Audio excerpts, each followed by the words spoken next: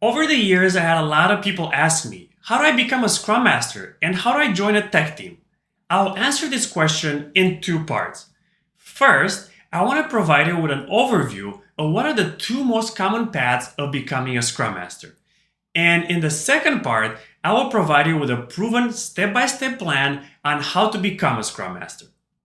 Hi, I'm Christian. I'm a director of program management and agile coach. And over the last 12 years, I led agile transformation in both Fortune 500 companies and startups, in both software development and data teams. And I want to share with you what I learned from all my years of experience. Let's start with the two common paths of becoming a Scrum Master. The first one is getting into a technology field with a lower entry role like a tech support or help desk. This is a popular approach because it's an easier way to get into the tech field. You probably know that without any background in tech or any experience, it's difficult to start your first tech role. This approach gives you an additional benefit because it allows you to see all the other tech departments and really expand your network, which ultimately can lead to your first Scrum Master job. It will also give you a better understanding of how technology teams operate and give you that possibility to learn their process. In fact, I have a friend I coached recently on becoming a Scrum Master who did just that. While he was in the tech support role, he offered to shadow other Scrum Masters from different departments, which really allowed him to see how the job was done firsthand. The second common path that I've seen in my own experience, it's more of a transition. These are people in adjacent tech roles or even business roles to the Scrum Master. Some of those roles are quality assurance, business analyst, maybe even a traditional project manager, or maybe even someone on the business side or digital marketing. Once you are in these roles, it's much easier to leverage your existing experience and transition those skills towards the Scrum Master role. That's actually how I got started. I started as a tech support analyst for about a year until I learned how the technology group worked. I actually built my own connections and network in that enterprise through that own experience. And then I was able to transition into the different roles. I actually took a little bit of a longer approach. I went from the tech support to quality assurance, from the quality assurance to business analyst, and then later on product owner, which allowed me to transition into the Scrum Master role. Later on, I became a program manager. I leveraged that experience of all those roles and I went into consulting for a while and later became a director of program management. It's been a fun journey. Now let's talk about the step-by-step plan on how to become a Scrum Master. I created this plan based on my own experiences that I really gathered over the years on how I would start down this path if I were to do it again. I also included everything I would like to see in a Scrum Master, like the ones I hired in the past. I broke it down to 6 parts. First, you want to establish your Agile knowledge base. That means that you want to understand the Agile concepts and theory of different Agile deliveries. But also, you want to understand the hands-on application of them, like Scrum and Kanban. In addition, I would look into the main use cases for Scrum and Kanban. You can really do this by researching on your own online or on YouTube or take some online classes. Establishing this Agile knowledge base will really give you a good foundation towards being a Scrum Master. Since most of the Scrum Masters find themselves working in a technology team, you should know the basics of Software Development Lifecycle Method, also called SDLC. This is the main method that is used for building any software products. Everyone working in technology is aware of the SDLC method. I actually like to ask Scrum Master candidates about this method in interviews. You will be surprised how many of them are not able to articulate an answer on this topic. The second one, I would recommend practicing Scrum and Kanban in a simple way in your current environment. This doesn't necessarily mean that you have to have a Scrum Master role or work in a technology department.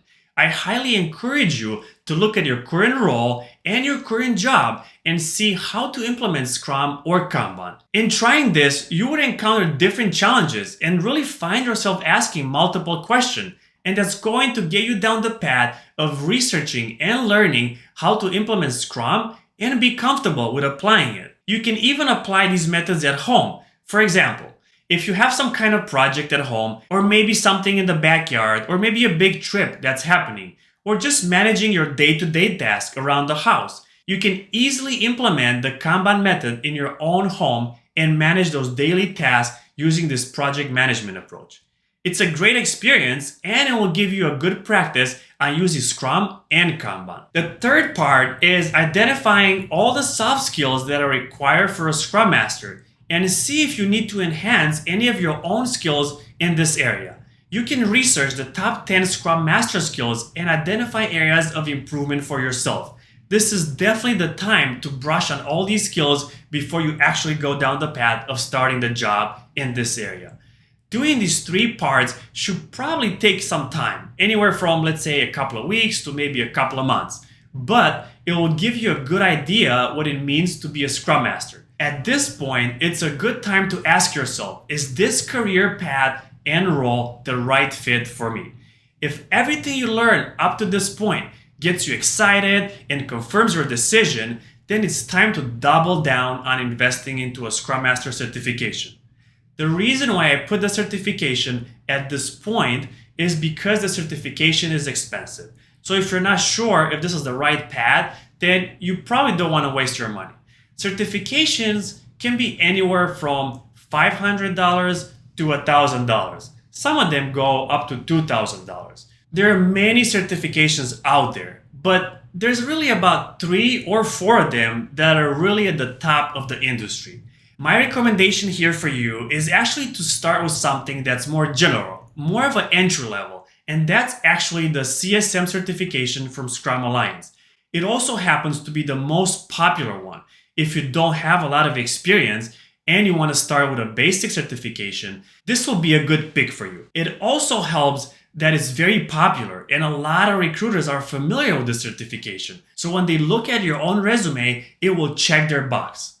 By the way, if you want to increase your chances on passing that Scrum Master certification from your first try, I'm putting together an Introduction to Scrum course that comes with a mock-up exam for the Scrum Master certification. See the link below for more on that. Alright, so let's say you got your certification. You established your Agile knowledge base, you practiced your Scrum in your current environment, you improved your soft skills, and you got certified. Unfortunately, if you don't have a lot of experience, by just getting certified is not going to land you that first role. That's the reality. It's very competitive being a Scrum Master and it requires more than just a certification, especially for getting your first Scrum Master role. These two things are what I would do next in order to position yourself and give yourself the highest chance of starting that first Scrum Master role. So the next one is preparing for the Scrum Master job. You should review your resume and transition your existing skills that you have up to this point from your current roles and transition those into the experiences and put them in a resume from the perspective of the Scrum Master. Go and review Scrum Master resumes and job postings out there. You can find plenty of them on LinkedIn. This should give you a good idea of what employees are looking for and how to articulate your current experiences to better match the Scrum Master requirements, especially the soft skills. Because let's be honest, we are all doing those soft skills every day. Communication, leading teams, problem solving, and the soft skills needed for the Scrum Master. The next thing I would do is go and research what are the typical Scrum Master interview questions. You can find these on YouTube or you can just research them and just look at the first 20 or 50 questions that I use for interviewing Scrum Masters. Definitely practice answering those as much as you can and get comfortable with them. So, the last part, which is actually the most important one, is you want to network and then network some more. In my experience, getting your first Scrum Master role without any experience, it's very difficult just by applying online to random job postings. So this is why you should spend most of your time networking. Here are some of my own recommendations for networking. Start by adding everyone you know on LinkedIn and then reach out to your LinkedIn network individually.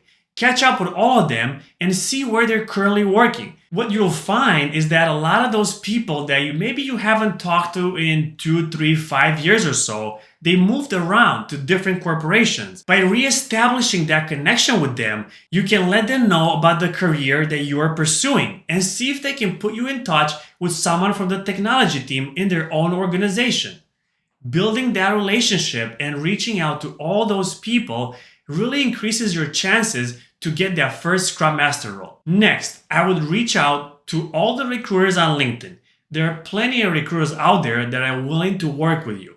Let them know that you got certified and you practice Scrum in your current environment, and you're looking to transition into the Scrum Master role. Even ask them for a quick call so you can introduce yourself and build that relationship with them.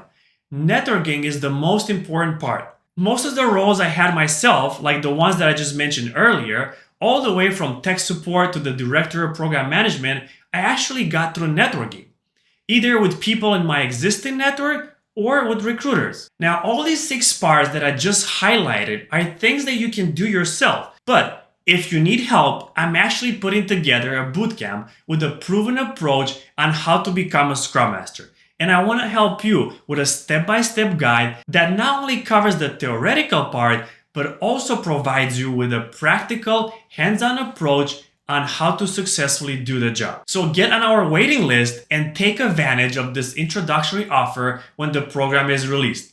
Sign up in the link below, and I'll see you in the next video.